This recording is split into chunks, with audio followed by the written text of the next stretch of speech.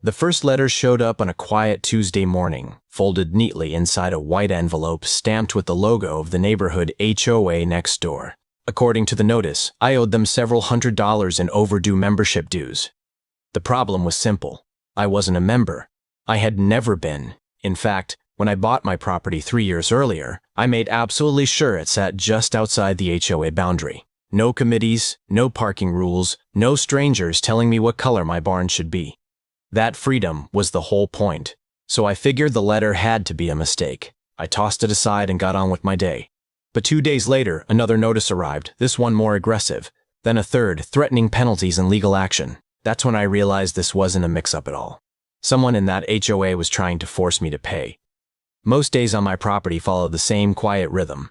I'd wake up early, step outside with a mug of coffee, and look over the small stretch of land I'd worked hard to build into something worthwhile. A few garden rows, a workshop behind the house, a couple of sheds, and more open space than most people in the neighboring subdivision probably realized still existed this close to town. It wasn't a huge farm, but it was mine, and the freedom of it mattered. That was exactly why I'd chosen this place close enough to the neighborhood for convenience, but just outside the reach of their HOA rules. For the most part, things had always been friendly between us. Some of the homeowners would stop by when they were out walking their dogs. Every now and then, I'd trade a basket of vegetables for homemade cookies, or a quick conversation at the fence. I even drove through the subdivision sometimes to reach the main road, waving at familiar faces as I passed. It was simple, neighborly stuff, nothing complicated. But sometime after that first strange letter arrived, the atmosphere began to shift in ways that were hard to explain. People who used to wave suddenly looked away. Conversations felt shorter, awkward. One evening, a neighbor lowered his voice and casually mentioned that the HOA had just elected a new president. Then he hesitated for a moment before adding the name, Karen. Over the next week, the letters kept coming, each one more official than the last. They arrived in crisp envelopes with bold headers and neat itemized lines listing exact amounts owed, late fees already added as if the debt had existed for months. One notice warned that continued non-payment could lead to legal action. Another mentioned administrative penalties and something called a community compliance review. Every detail was written with such confident authority that, for a moment, it almost made the claim feel real. Almost. But the address was still my house, the property that had never been inside their HOA boundary. Eventually, curiosity outweighed annoyance, so I drove over to the neighborhood office one afternoon. The place looked exactly how you'd expect. Tidy landscaping, spotless windows, a small reception desk inside, and behind that desk sat Karen. Perfect hair, pastel jacket, posture so straight it looked rehearsed. She greeted me with a polite smile that somehow felt more like a performance than kindness. Before I could even explain why I was there, she slid a folder across the desk. "You're here about the overdue dues."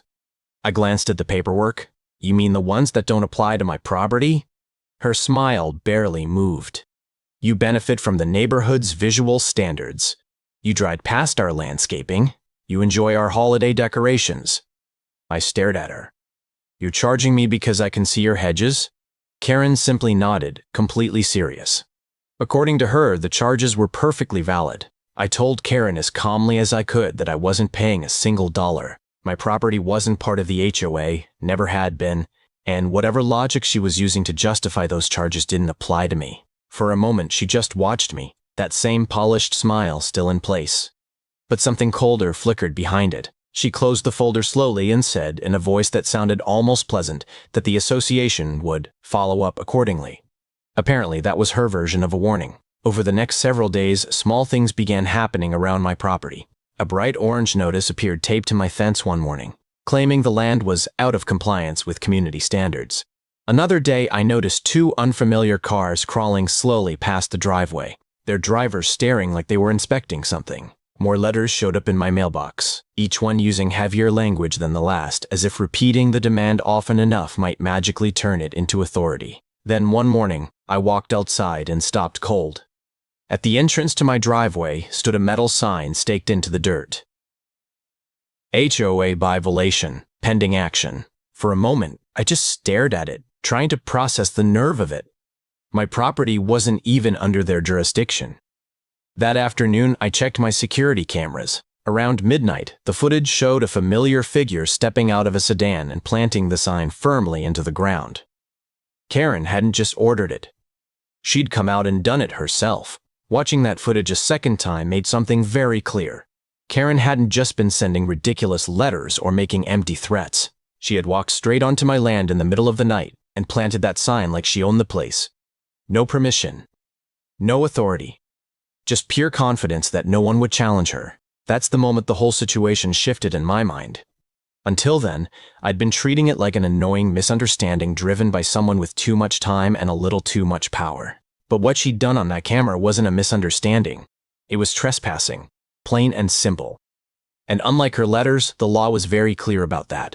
I saved the footage, copied it onto my laptop, and then made a phone call to the same lawyer who had helped me finalize the property purchase a few years earlier. He answered on the second ring, and after I explained the situation and sent him the video, there was a long pause on the line. Then he laughed. Not the polite kind either, but the kind that comes out when something is so obviously absurd you can't help it. "Let me get this straight," he said finally. "The HOA president walked onto land that isn't even in their jurisdiction and planted an enforcement sign?" "Exactly." Another pause. "Well," he said calmly, "that's gonna be a problem for her." Once my lawyer finished laughing, his tone shifted into something far more focused. He asked me to send every piece of documentation I had. The property survey from when I bought the land, copies of the HOA letters, and the security footage showing Karen planting that sign.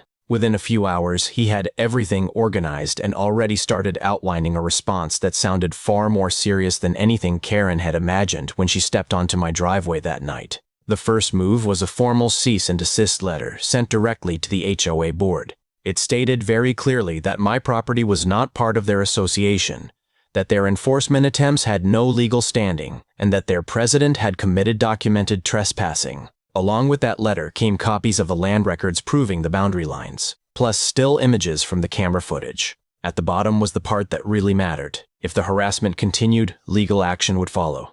The reaction came faster than I expected. Within 2 days, the tone of their communication changed completely.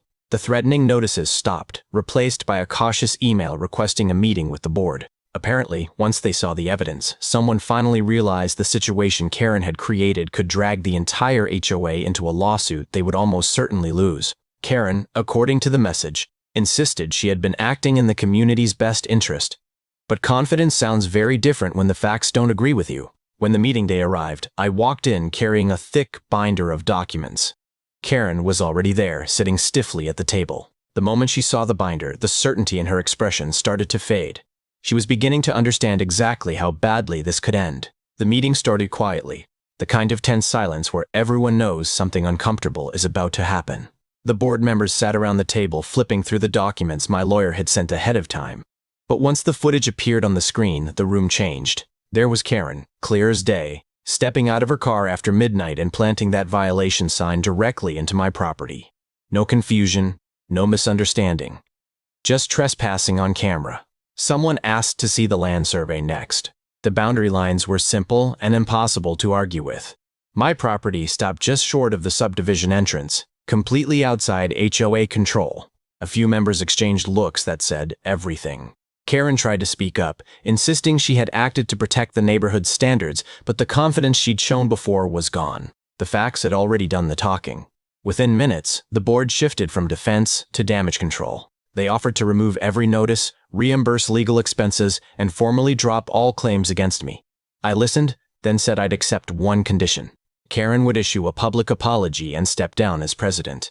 The room went silent again, but this time the decision came quickly. That evening, Karen stood outside the community office reading a stiff apology while a board member recorded it. I watched from across the street, then drove home knowing the matter was finished. Justice, in the end, had been simple. Driving back to my property that night, the whole situation finally settled in my mind. It wasn't really about a sign in the driveway or a stack of ridiculous letters. It was about what happens when someone gets a little authority and starts believing the rules only apply to everyone else. People like that usually keep pushing until they run into someone who actually knows their rights.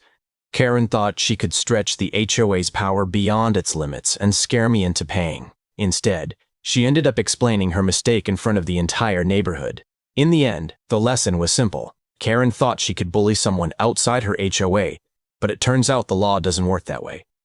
So tell me, do you think Karen got what she deserved? Or should I have taken it further? If you enjoy stories like this, like the video, subscribe, and share for more HOA drama.